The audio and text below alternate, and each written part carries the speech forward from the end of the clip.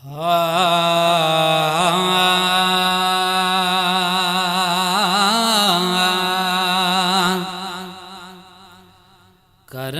आज शान बयान मुझे मौला हैदर जो। करणो आज शान बयान मुझे मौला हैदर जो। कहड़ो शहर खजाओ नवान, कहड़ो शहर खजाओ नवान मुझे मौला हैदर जो। करणो आज शान बयान मुझे मौला हैदर जो। हसन हुसैन बई हिक भेरे थी नाचाक पया। शेर खुदा ऐं जी जल जन टे रोज़ा बास कया।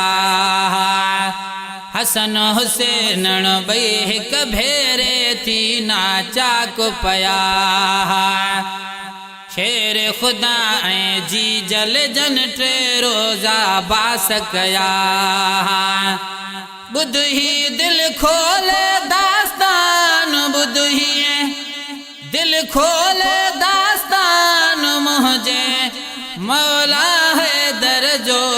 करणो आज शान बयान मुझे मौला हैदर जो। करणो आज शान बयान मुझे मौला हैदर जो। रोज़ा रखण ऐं खोलण वेले दर ते साइल आया।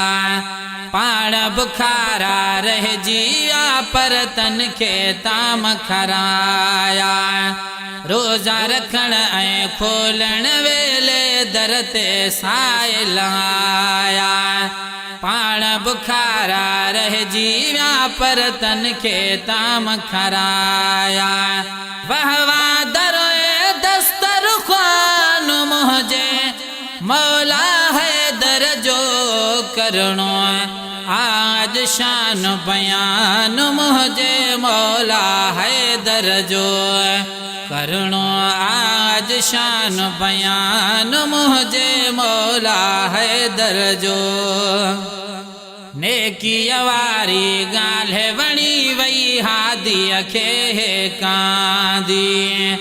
युते मून जी आयत जल्दी वही सगोरे आंदी।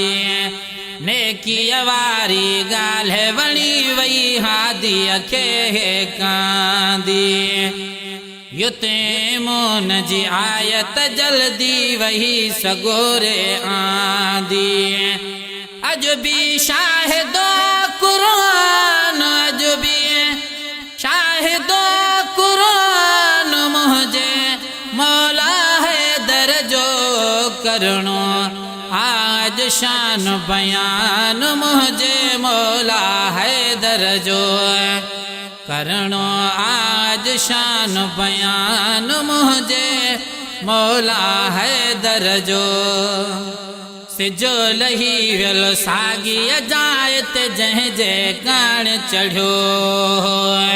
फर्ज़ कज़ा थियल टे पहरीअ जो मुंहिंजे पीर पढ़ियो। सिजो लही वियल साॻीअ जायत जंहिं जे कान चढ़ियो। फर्ज़ कज़ा थियल टे पहरीअ जो मुंहिंजे पीर पढ़ियो। थी वियो वक़्तु ज़रो बि न ध्यान, थी वियो वक़्तु ज़रो बि न ध्यान मुझे मौला हैदर जो। करणो आज शान बयान मुझे मौला हैदर जो। करणो आज शान बयान मुझे मौला हैदर जो। ख़बर अथे जंग खैबर में हा जान जरनल ॿिया बि। अबू तुराब न पहुतो जैसी कान मिली कामयाबी। जिस दिल दे विचो बहाए दर्दी नहीं अत ओ है बख्ता दा ढिल्ला। अपनी आप को जो जिवें समझे महकालू इन्ना लिल्लाह जेड़ा जान के दर को छोड़ वने उस बंदे ते क्या गिला जदा पीर होवे हसनैन दा बाबा क्यों न जन्नत आखे बिस्मिल्लाह खबर अथई जंग खैबर में हा जाने जरन लब्या भी अबू तुराब न पोतो जैसी कान मिली कामयाबी अबू तुराब न पोतो जैसी कान मिली कामयाबी अरबिया पाण कयो ऐलान अरबिया पाण कयो ऐलान मुझे मौला है दर्जो करणो आज शान